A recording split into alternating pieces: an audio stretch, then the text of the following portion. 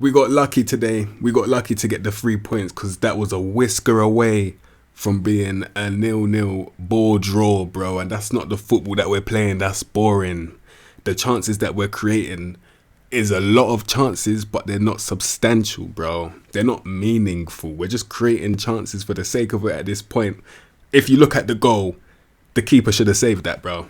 It's the keeper's fault. Who is it? Nick Pope? I don't know how he didn't save that, bro. That's embarrassing still. He got a hand to it and it still went in. Man shot the ball across the goal. It hits your hand and still goes in, bro. You should get sacked for that. It's disgusting. We should have drawn that game based on the chances we created. It should have been 0-0. So we got lucky. I'll be honest, we got lucky today. Now let's give Newcastle some credit. So I always talk about the team that we play before I talk about my team. Cool. You see that back four, yeah? Because surprise, surprise, when you play against Man City, you don't do anything apart from sit in your own half. You man are scared. I'm tempted to call them pussies, but I know if I was in their position, I'll do the same thing.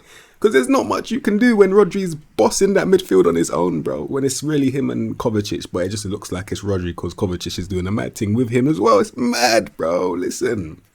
Gamirez, them man ran through that midfield of Joe Linton, Tonali and Gamirez today. That's why they both got hooked off, bro. The whole attack. I saw Trippier make like one good run going forward, I ain't gonna lie. But yeah, Fabian Schär's the reason why Haaland did not score today. A player that I think looked bright for their team was Gordon. And I know he got hooked off, and I know it's probably his end product, but every time he got the ball when he's driving, he's with a good coach, Eddie Howe, so I imagine that with time, that guy's going to be a problem going forward, bro. So yeah, man like Gordon, you man have to watch out for that young man over there. Very skinny man. And yes, I got those notes again, you get me. Listen, yeah. So straight off the bat, bro, listen. We keep shooting into their players in that first half. It's disgusting, bro. It's like they're shooting into the players as if they're not opaque objects. They're shooting, just hoping that it just goes through the player, like the physical ball just passes through the physical player. Like, I don't understand what's wrong with the wingers, bro. Why are you, man, shooting into their centre-backs, bro? It kept on happening still, even in the second half, bro. There was a time when Foden could have put Walker through on goal, yeah? Man decides to shoot into the defender, bro. I don't understand what's wrong with these guys, bro. You know that the ball and the player, you're not going to put that much power in the ball that it's going to go through a man. Just pass the ball to a guy that's open instead of trying to shoot through an opaque object, bro. Now, in terms of the player positions, yeah, one thing I noticed, off the ball, I saw that Vadio was moving into that centre-back position a lot and Grealish was tracking back to become the left-back. I saw that, so the centre-back came as a free, and you already know Walker comes into the centre-back, so it was technically 4 centre-backs at times. Even Rodri goes as a centre-back sometimes as well, yeah.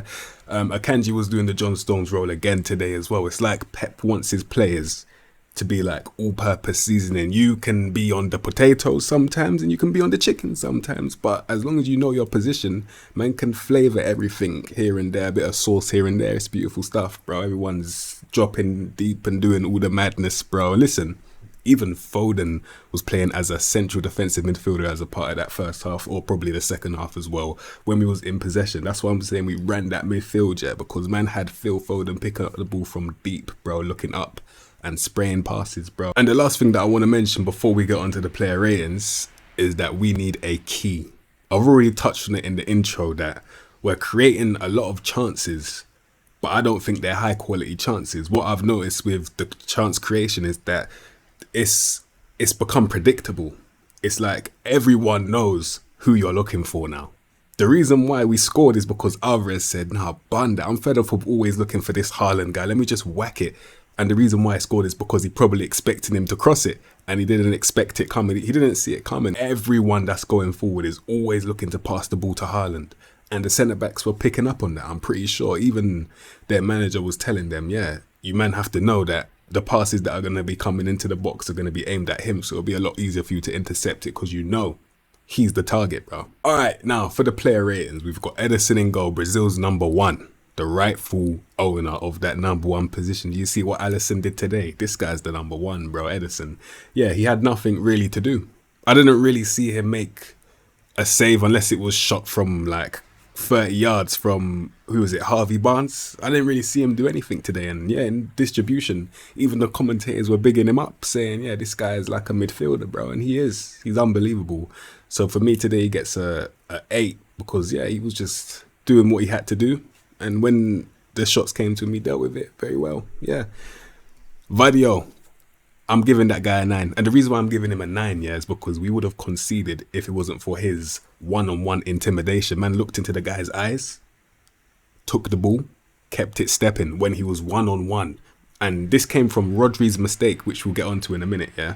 Rodri made a mistake, passed the ball backwards, which ended up being a through ball for, I think it was for Callum Wilson. So we ended up trying to assist the opposition through a mistake. It left Vardio in a 1v1 situation, and he dealt with it with intimidation tactics. Man looked in his eyes and probably looked in his soul too. And yeah, he fumbled, bro, because obviously Vardio's intimidating. Man's got a beard and he's like the same age as me. Rarity. Anyway, yeah. Diaz and Akanji, same old. And wait, no, sorry. Vardio gets a 9. Diaz and Akanji both get 8s, bro, because yeah, I didn't really see them make too many mistakes, and that's on the ball. Defensively, you see that when Ake's there, you know that they were kind of targeting him a little bit, but you're not messing about with Diaz and Akanji. It's a different thing still. Kyle Walker included as well. I'll give him an 8 as well. So yeah. Alright, the rating that I give Rodri out of 10 is an 8, including the mistake. It would have been a 9 if he didn't make that mistake. The reason why it's so high, they dominated that midfield today. It's not even fair. There was times, genuinely, where it looked like he had his hands in his pockets and he was about to whip out the checkered blanket and start having a picnic, bro, on that pitch. I'll just be sitting there with his legs crossed doing the Haaland celebration while he's eating a flipping baguette, bro. That's what it looked like, because he was just chilled. It's like under pressure, these men are unfazed, bro. These men are pressing high. Newcastle's press is great. And these men are unfazed. It's beautiful. Beautiful. So yeah, Rodri, he gets an 8 from me. Kovacic as well. I'll give him an 8 as well, because yeah, when it's time for him to pick up the ball and drive, he's a threat. The amount of times I see him picking up the ball, running through that midfield, bro. Even defensively, he's sweeping up a little bit as well. His passing, he looks like he's been there the whole time, bro. He's the reason why we scored, because he fizzed the ball into Foden, yeah? And then Foden passed it to Alvarez, and the rest is history. So yeah, Grealish out of 10, I'll give him an 8 as well. Obviously, it's not a 9 or a 10 because the end product was so low. But listen, it's the fact that he's the human magnet, bro. Bun the human torch from Fantastic Four. This is the human magnet. He attracts players towards him. It's beautiful stuff, bro. And it looks like he doesn't dribble. It looks like he's just dancing when he's gliding on the pitch, bro. Man just looks like he's doing the cha-cha with his hands waving about, buying the fouls that we need, attracted the players, drawing them out of position. He's phenomenal, bro. I'll give him an 8 today still. Foden is the man of the match. 10 out of 10. Unbelievable performance, bro. They couldn't handle him. They could not handle this guy. They couldn't handle. If he just made one pass to Walker, I think we could have scored again. But still, he deserved the goal today. He assisted the goal today. He could have got multiple assists today as well if their defending wasn't so great. So today, Foden gets a 10 out of 10 from me. Unbelievable. Alvarez, the goal scorer, I think he gets a 9 still, and that's because of the goal. Aside from the goal, he was just all right. I saw him playing on the left wing, and he could have probably been through one-on-one with the goalkeeper, but instead he decides to step over the ball and back heels it the other way when he could have gone through on goal. Man, back heels it the other way. So yeah, you have to get knocked down. It would have probably been a 10, but the overall game wasn't really there today. But yeah, Erling Haaland, you know that's my favourite player right now, innit? And today I'll give him a 6 out of 10.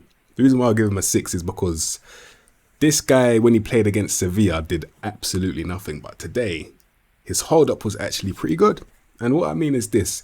Not like someone like Gabriel Jesus, where in the tight spaces his dribbling's unbelievable, so that counts as hold-up. Now, I'm not talking about that. I'm talking about the physical strength man's putting his body into the centre-backs. And it was working. Like, he was buying time for the other attackers to get into position just by him using his physical body, which was great. It was great. And also, he made like 1 or 2 great passes. I think he made a really good through ball that could have been a goal for Foden, but the keeper saved it. That mother chucker flipping saved it, bro. Foden deserved the goal, but he saved it. Yeah, so we got Sheffield United away on Sunday next game. That's not going to be an easy game. I know they've probably been slapped up today, but still, I know that's not going to be an easy game. So yeah, we need to go there and create more chances. We missed De Bruyne. Didn't think that we did, but now I realise we need someone that can unlock consistently and make it look threatening, bro. And I mean unlock the defence, bro. Because Haaland misses De Bruyne still. It's evident, bro. It's quite evident still. Foden's doing well though. We'll see how that game goes. But yeah, I want you to have a great day. Have a great day.